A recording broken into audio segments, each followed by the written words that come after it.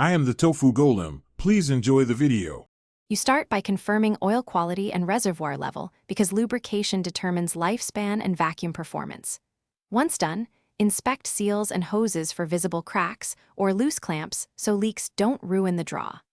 Make sure the electrical supply matches the pump rating and ground the unit.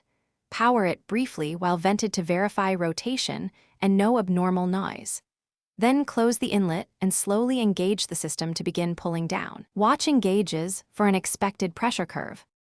You now focus on controlled evacuation and continuous monitoring to reach target vacuum efficiently. Once the inlet is opened, sequence valves slowly to prevent shock and watch the gauge for steady decline. A stalled curve often signals a leak or obstruction.